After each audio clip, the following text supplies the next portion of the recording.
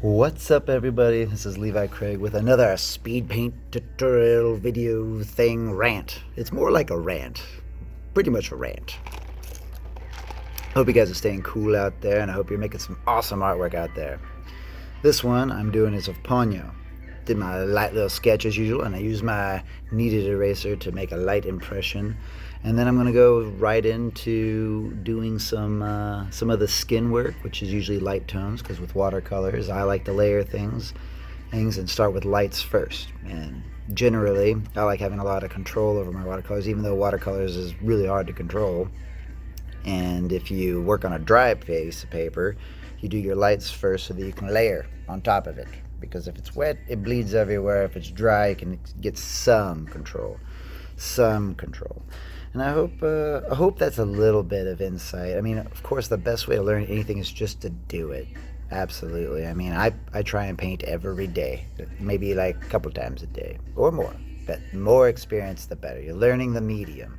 And as you learn the medium, you're going to discover all sorts of tips and tricks and techniques that, honestly, a rant on YouTube is not going to enlighten, but you do the best you can. It's like, this is kind of like a fun way for me to just describe my process a bit, because it's kind of neat. Like right now I'm doing this hair and I'm playing around with like this neat gradient from orange into yellow, and I've really learned that mixing colors to really creates a lot of depth for it. And I feel like that's why there's such an attraction to watercolors as a medium, because you can have such unique depth.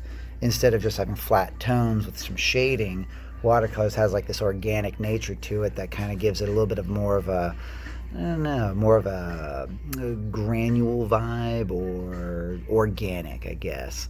That's because as it mixes with another color, you really see all that water moves all those little minerals in all sorts of different places. Anyway, ranting as this is supposed to do. This is supposed to be about ranting about art, because art's awesome and this Ponyo's awesome, and why not just say awesome a bunch of times and hope that's like a tutorial.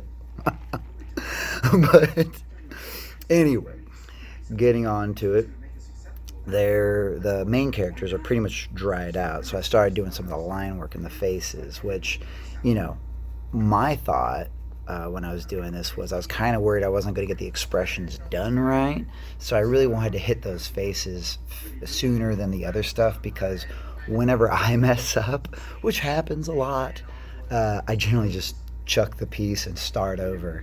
So with watercolors it's really hard to undo anything, and with faces you got to be pretty particular with those expressions. I really wanted something that was just like full of happiness. This show Ponyo is just a treat. It's just full of such good vibrant energy of just young childhood friends and love, and it's awesome. I highly recommend it. But with this, I'm using a very cool brush. I should probably pull it. It's a size 6. I don't remember the brand name. One second, I'll get the brand. It's in my bag right here. Get a little handy bag from my friend Josh. Thank you, buddy.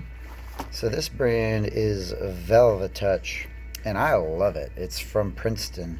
It was pretty expensive, but it's a size 6, and I almost used this brush for the whole piece. I did it for the line. I mean, right now I'm using it for all the coloring, but I think I use this for a lot of the line work too. The other one I really like using is this Zero from Cotman. I mean, this is pretty standard. It's like a $5 or $4 brush. You can get these anywhere, but the point is, it's a very fine tip. You can really get in there with some of the details. Oh, even though I kind of messed this one up. Oh no. I try and keep these little caps for them to save it from having this exact thing happen, because now there's some bristles that are all busted. Well, time to get another brush. Anyway, I should be focusing on the video of what's happening right now. Or you guys would probably listen to music anyway, and I'm just background noise, but whatever. With this line work, I'm using this brush, which I can't use anymore, which is really sad.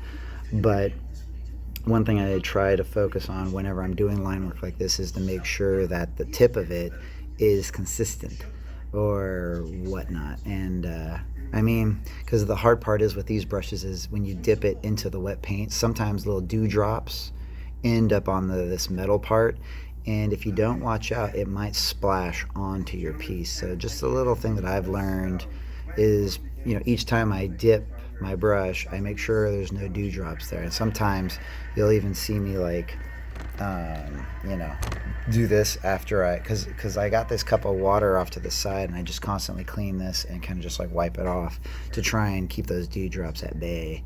Because whenever they drop off, sometimes the worst is when the dewdrop actually falls into the bristles, and then all of a sudden you're doing this fine line work, and all of a sudden the line work just goes huge because all that water fell into it. It's funny the drama you run into painting. But anyway, we're just about done with this piece, and I really hope you guys get some really good energy from it because it is freaking adorable to me. I had a lot of fun with it. I think the last thing I'm going to do is that boat. And the reason is for that is because I like working from the upper right to the lower right, trying to keep my hand out of it because I'm a righty. So whenever I'm, moving my hand around to get in all that line work, sometimes I brush it through. But yeah, that's pretty much the piece it's done. I'm just finishing up touches on the boat there. Hope you guys are enjoying these videos. I certainly am enjoying the process. It's helping me, get more energy to make more paintings. But anyway, if you got any comments, I'd love to hear them. Please say a word or two. And subscribe. Likes. Have a great day, you guys, and stay awesome.